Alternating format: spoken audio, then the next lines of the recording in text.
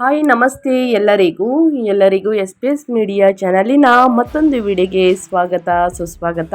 ಸ್ನೇಹಿತರೆ, ಎಲ್ಲರೂ ಹೇಗಿದ್ದೀರಾ? ಎಲ್ಲರೂ ಚೆನ್ನಾಗಿದ್ದೀರಾ ಅಂದ್ಕೊಂಡಿದ್ದೀನಿ. ನಾನು ಕೂಡ ತುಂಬಾ ಚೆನ್ನಾಗಿದ್ದೀನಿ. ಎಲ್ಲರೂ ಚೆನ್ನಾಗಿದ್ದೀರಾ ಅಂದ್ಕೊಂಡು ಭಾವಿಸ್ಕೊಂಡು ಇವತ್ತಿನ ಒಂದು ವಿಡಿಯೋನ ಶುರು ಮಾಡಿಬಿಡೋಣ. ಇವತ್ತಿನ ಒಂದು ವಿಡಿಯೋದಲ್ಲಿ ಮೇಷರಾಶಿಯವರಿಗೆ ಸಾಕಷ್ಟು ಬದಲಾವಣೆಗಳು ಕಂಡು ಬರಲಿದೆ ಸ್ನೇಹಿತರೆ, ಜೂನ್ ದ್ವಿತೀಯಾರ್ಧದಿಂದ. ಹಾಗಿದ್ರೆ ಮೇಷರಾಶಿಯವರು ಯಾವುದರ ಬಗ್ಗೆ ಎಚ್ಚರಿಕೆ ವಹಿಸಬೇಕು, ಏನೆಲ್ಲ ಅದೃಷ್ಟದ ಫಲಗಳನ್ನು ಗಳಿಸಲಿದ್ದೀರಿ ಅಂತ ಕಂಪ್ಲೀಟಾಗಿ ತಿಳಿಸ್ಕೊಡ್ತಾ ಹೋಗ್ತೀನಿ. ಇದನ್ನೆಲ್ಲ ತಿಳ್ಕೋಬೇಕು ಅಂದರೆ ಎಲ್ಲೂ ಕೂಡ ವಿಡಿಯೋನ ಸ್ಕಿಪ್ ಮಾಡಬಾರ್ದು. ಅಂದರೆ ವಿಡಿಯೋನ ಕಟ್ ಮಾಡಿ ಓಡಿಸ್ಕೊಂಡೋಗಿ ನೋಡ್ತೀನಿ ಅಂದರೆ ಫುಲ್ ಇನ್ಫಾರ್ಮೇಷನ್ ಅರ್ಥ ಆಗಲ್ಲ. ಸೊ ಹಾಗಾಗಿ ಪ್ರತಿ ಒಂದು ವಿಡಿಯೋದಲ್ಲೂ ತಿಳಿಸ್ತಾ ಇರ್ತೀನಿ. ಮೊದಲಿಂದ ಕೊನೆ ತನಕ ವಿಡಿಯೋವನ್ನು ಸಂಪೂರ್ಣವಾಗಿ ವಾಚ್ ಮಾಡಿ. ವಿಡಿಯೋದಲ್ಲಿ ಒಳ್ಳೆಯ ಮಾಹಿತಿ ಸಿಕ್ಕಿದ್ದಲ್ಲಿ ತಪ್ಪದೆ ವಿಡಿಯೋಗೊಂದು ಲೈಕ್ ಕೊಟ್ಟು, ಇನ್ನೂ ನನ್ನ ಚಾನಲ್ನ ಸಬ್ಸ್ಕ್ರೈಬ್ ಮಾಡ್ಕೊಂಡಿಲ್ಲ ಅಂದರೆ ದಯವಿಟ್ಟು SPS ಮೀಡಿಯಾಗೆ ಸಬ್ಸ್ಕ್ರೈಬ್ ಆಗಿ ನಿಮ್ಮ ಅಭಿಪ್ರಾಯಗಳನ್ನು ಕಮೆಂಟ್ ಬಾಕ್ಸಲ್ಲಿ ತಿಳಿಸಬಹುದು. ಯಾರೆಲ್ಲ ಸಬ್ಸ್ಕ್ರೈಬ್ ಮಾಡಿಕೊಂಡು ಪ್ರತಿನಿತ್ಯ ವಿಡಿಯೋವನ್ನು ವಾಚ್ ಮಾಡ್ತಿದ್ದೀರಾ ಅಂಥವರಿಗೆ ಥ್ಯಾಂಕ್ ಯು ಸೋ ಮಚ್ ಅಂತ ಹೇಳ್ತಾ ವಿಡಿಯೋದ ಕಡೆ ಗಮನ ಕೊಟ್ಬಿಡೋಣ. ಸ್ನೇಹಿತರೆ, ಈ ಅದೃಷ್ಟ ರಾಶಿ ನಿಮ್ಮ ಕುಟುಂಬದಲ್ಲಿ ಅಥವಾ ನಿಮ್ಮ ಸ್ನೇಹಿತರಲ್ಲಿ ಅಥವಾ ನಿಮ್ಮ ಹಿತೈಷಿಗಳು ಯಾರೇ ಆಗಿದ್ದರೂ ಕೂಡ ಅವ್ರಿಗೆ ವಿಡಿಯೋವನ್ನು ಶೇರ್ ಮಾಡಿ. ನಿಮ್ಮ ಕಡೆಯಿಂದ ಅದೃಷ್ಟದ ಭವಿಷ್ಯವನ್ನು ಅವರು ಕೂಡ ತಿಳ್ಕೊಂಡಂಗಾಗುತ್ತೆ. ಹೌದು, ಮೇಷರಾಶಿಯವರ ಸ್ವಭಾವ ಅಂದರೆ ಸ್ನೇಹಿತರೆ ಸಾಕಷ್ಟು ತಾಳ್ಮೆ ಅಂತಲೇ ಹೇಳಬಹುದು. ಆದರೆ ನಿಮ್ಮ ಮಾತಿನ ಮೇಲೆ ಬಹಳಷ್ಟು ಎಚ್ಚರಿಕೆ ವಹಿಸಬೇಕಾಗುತ್ತದೆ. ದುಡುಕಿನ ಮಾತಿನಿಂದ ಸಂಬಂಧಗಳು ಹಾಳಾಗುವಂತಹ ಚಾನ್ಸಸ್ ಇರುತ್ತದೆ. ಮುಂಗೋಪ ಜಾಸ್ತಿ ಅಂತಲೇ ಹೇಳ್ಬೋದು ಮೇಷರಾಶಿಯವರಿಗೆ ಜೂನ್ ದ್ವಿತೀಯಾರ್ಧದಿಂದ ವ್ಯಾಪಾರ ವ್ಯವಹಾರದಲ್ಲಿ, ಹಣಕಾಸಿನಲ್ಲಿ, ವೃತ್ತಿ ಜೀವನದಲ್ಲಿ, ಉದ್ಯೋಗದಲ್ಲಿ ಏನೆಲ್ಲ ಬದಲಾವಣೆಗಳು ಕಂಡು ಬರಲಿದೆ, ಯಾವುದರ ಬಗ್ಗೆ ಮುನ್ನೆಚ್ಚರಿಕೆಗಳನ್ನು ತೆಗೆದುಕೊಳ್ಬೇಕು ಅನ್ನೋದನ್ನ ಕಂಪ್ಲೀಟಾಗಿ ತಿಳಿಸ್ಕೊಡ್ತಾ ಹೋಗ್ತೀನಿ. ಎಲ್ಲೂ ಕೂಡ ಸ್ಕಿಪ್ ಮಾಡ್ದೇ ಕೊನೆ ತನಕ ಸಂಪೂರ್ಣವಾಗಿ ವಿಡಿಯೋವನ್ನು ನೋಡಿ. ವಿಡಿಯೋಗೆ ಲೈಕ್ ಮಾಡಿ, ಸಬ್ಸ್ಕ್ರೈಬ್ ಆಗುವುದರಿಂದ ಪ್ರತಿನಿತ್ಯ ನಿಮ್ಮ ರಾಶಿ ಭವಿಷ್ಯವನ್ನು ತಿಳಿಸ್ಕೊಡ್ತಾ ಹೋಗ್ತೀನಿ. ಮೊದಲನೇದಾಗಿ ಮನೆ ಮತ್ತು ವಾಹನ ಯೋಗ ಇದೆ ಸ್ನೇಹಿತರೆ. ನಿಮ್ಮ 4ನೇ ಮನೆಗೆ ಹುಚ್ಚ ಗುರುವಿನ ಪ್ರವೇಶವು ಸ್ವಂತ ಮನೆಯ ಕನಸನ್ನು ನನಸು ಮಾಡುತ್ತದೆ. ಇನ್ನು ವಾಹನವನ್ನು ಖರೀದಿ ಮಾಡುವಂತಹ ಕನಸನ್ನು ನನಸು ಮಾಡುತ್ತದೆ. ಕುಟುಂಬದಲ್ಲಿ ಸಂತೋಷ ಮತ್ತು ಸಂಭ್ರಮ ನೆಲೆಸಲಿದೆ ಅಂತಲೇ ಹೇಳ್ಬೋದು. ಮನೆಯಲ್ಲಿ ಸುಖ ಸಂಪತ್ತು ಹೆಚ್ಚಳವಾಗಲಿದೆ. ಇನ್ನು ಅಪಾರ ಧೈರ್ಯ ನಿಮಗೆ ಅಂತಲೇ ಹೇಳ್ಬೋದು. ಎಲ್ಲ ಕಡೆ ಯಶಸ್ಸನ್ನು ನೋಡಲಿದ್ದೀರಿ.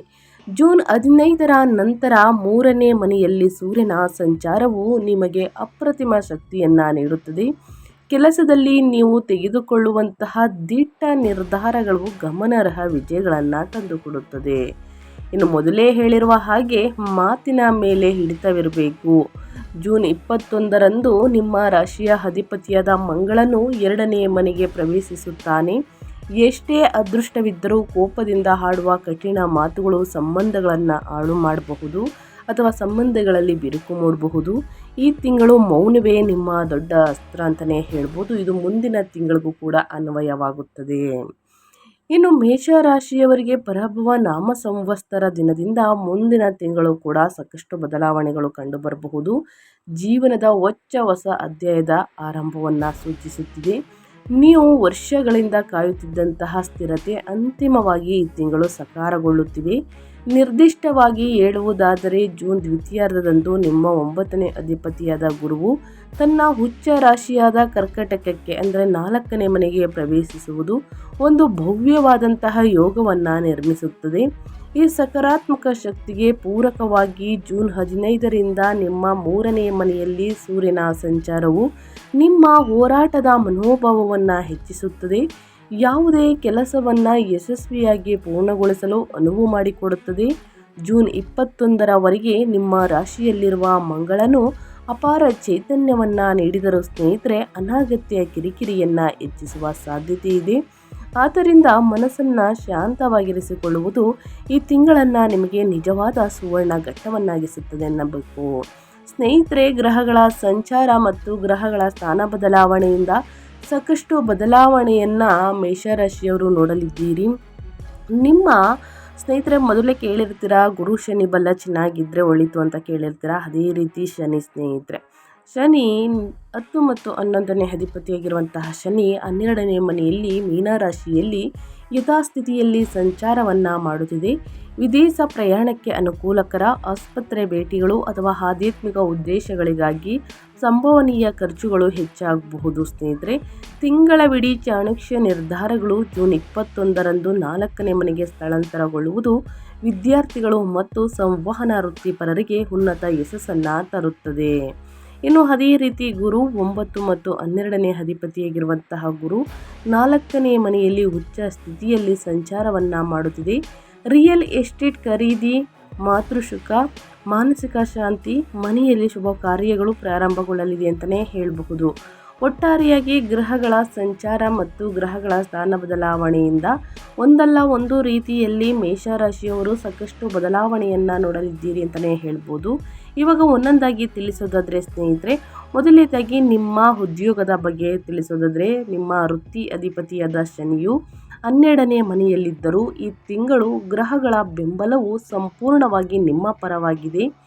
ಜೂನ್ 15ರಂದು ಸೂರ್ಯನು 3ನೇ ಮನೆಗೆ ಪ್ರವೇಶಿಸುವುದು ಉದ್ಯೋಗಸ್ಥರಿಗೆ ಅತ್ಯಂತ ಶುಭ ಬೆಳವಣಿಗೆಗಳನ್ನು ತರುತ್ತದೆ.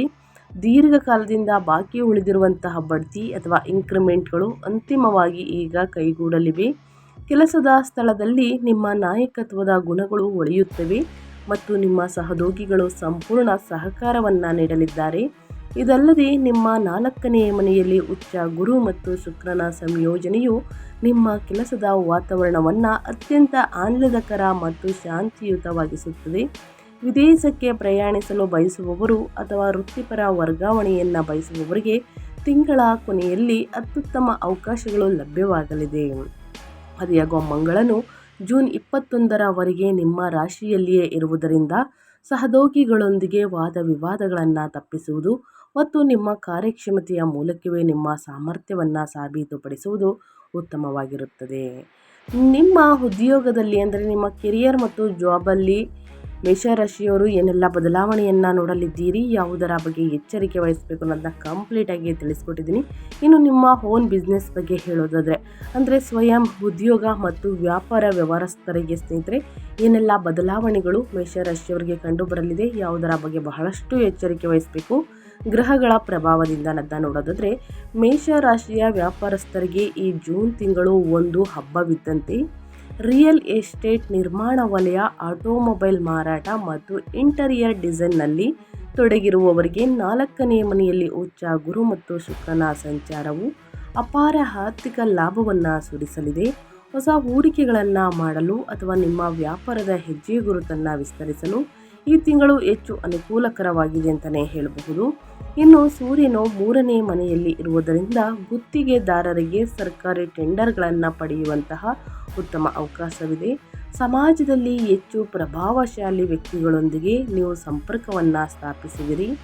ಎಂಜಿನ್ಗಳನ್ನು ನಡೆಸುತ್ತಿರುವವರು ಅಥವಾ ಸಂವಹನ ವಲಯದಲ್ಲಿ ಕೆಲಸ ಮಾಡುವವರು ಬುಧನ ಬೆಂಬಲದಿಂದ ಜೂನ್ 22ರ ನಂತರ ಲಾಭದಾಯಕ ಹೊಸ ಒಪ್ಪಂದಗಳನ್ನು ಅಂತಿಮಗೊಳಿಸುತ್ತದೆ ಅಂತಲೇ ಹೇಳಬಹುದು.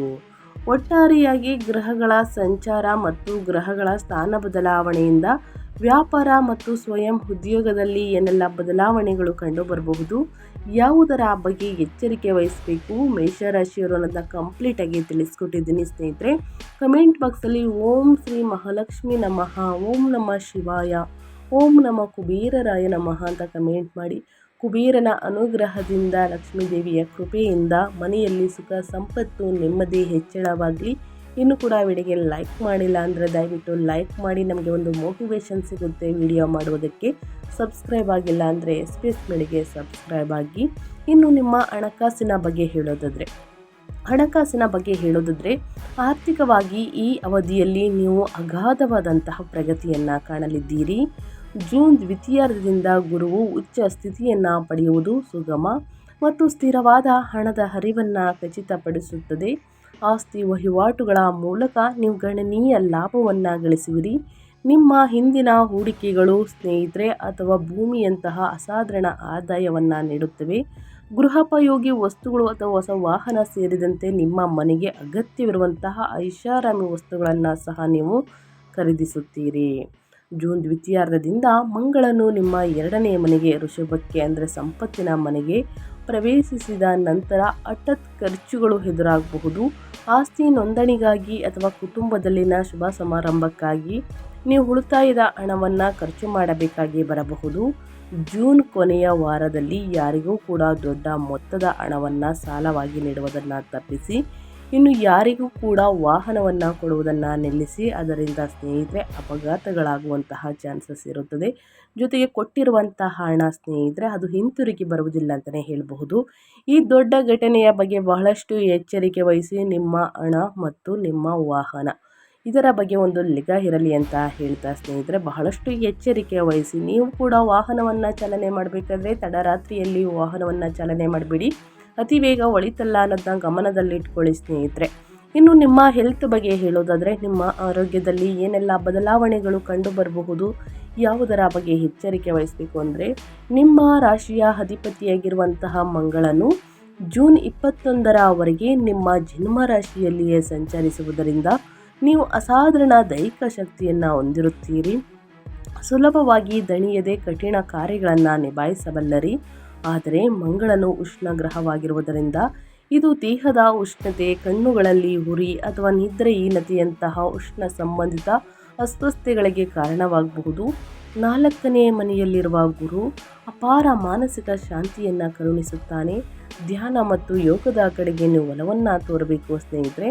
ಜೂನ್ 21ರ ನಂತರ ಮಂಗಳನು 2ನೇ ಮನೆಗೆ ಹೋದಾಗ ಬಾಯಿಯ ಹುಣ್ಣು, ಅಲ್ಲಿನ ಸಮಸ್ಯೆಗಳು, ಗಂಟಲು ನೋವು ಕಾಣಿಸಿಕೊಳ್ಳಬಹುದು.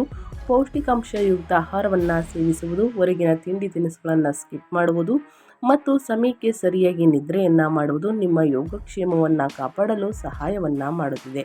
ಆದಷ್ಟು ಪ್ರತಿದಿನ ಧ್ಯಾನ ಯೋಗವನ್ನು ಮಾಡಿ. ಉನ್ನತ ಆರೋಗ್ಯಕ್ಕೋಸ್ಕರ ಪ್ರತಿದಿನ 35ರಿಂದ 45 ನಿಮಿಷಗಳ ಕಾಲ ಸ್ನೇಹಿತರೆ ವಾಕಿಂಗನ್ನು ಮಾಡುವುದು ಬಹಳ ಅಂದರೆ ಬಹಳ ಮುಖ್ಯ. ಇನ್ನು ಕುಟುಂಬ ಮತ್ತು ವೈಯಕ್ತಿಕ ಸಂಬಂಧಗಳ ಬಗ್ಗೆ ಹೇಳೋದಾದರೆ ಮೇಷರಾಶಿಯವರಿಗೆ ಈ ಜೂನ್ ತಿಂಗಳು ನಿಮ್ಮ ಕೌಟುಂಬಿಕ ಜೀವನಕ್ಕೆ ನಿಜವಾದ ಆಶೀರ್ವಾದವಾಗಿದೆ. ಸುಖದ ಸ್ಥಾನದ ಮೂಲ ಉಚ್ಚ ಗುರು ಮತ್ತು ಶುಕ್ರನ ಸಂಚಾರವು ನಿಮ್ಮ ಮನೆಯಲ್ಲಿ ಸಂತೋಷಕರ ಮತ್ತು ಸ್ವಾಗತಾರ್ಹ ವಾತಾವರಣವನ್ನು ಸೃಷ್ಟಿಸುತ್ತದೆ. ನಿಮ್ಮ ತಾಯಿಯ ಆರೋಗ್ಯದಲ್ಲಿ ಗಮನಾರ್ಹ ಸುಧಾರಣೆ ಕಂಡುಬರಲಿದೆ.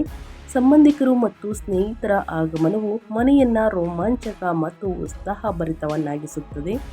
ವಿವಾಹ ಸಂಬಂಧಗಳನ್ನು ಹುಡುಕುತ್ತಿರುವವರಿಗೆ ಅತ್ಯುತ್ತಮ ಸಂಬಂಧಗಳು ಒದಗಿ ಬರಲಿದೆ. ಅಂದರೆ ಕಂಕಣ ಭಾಗ್ಯ ಇದೆ ಸ್ನೇಹಿತರೆ. ಸಂತಾನ ಭಾಗ್ಯದ ಶುಭ ವಾರ್ತೆಯನ್ನು ಕೂಡ ಕೇಳಲಿದ್ದೀರಿ. ಈ 2 ಕಮೆಂಟು ಬರ್ತಾನೆ ಇರುತ್ತೆ. ಮದುವೆ ಬಗ್ಗೆ ತಿಳಿಸ್ಕೊಡಿ, ಸಂತಾನದ ಬಗ್ಗೆ ತಿಳಿಸ್ಕೊಡಿ ಅಂತ. ಅದನ್ನೇ ಸಪ್ರೇಟ್ ವಿಡಿಯೋ ಮಾಡೋದಕ್ಕೆ ಆಗೋದಿಲ್ಲ.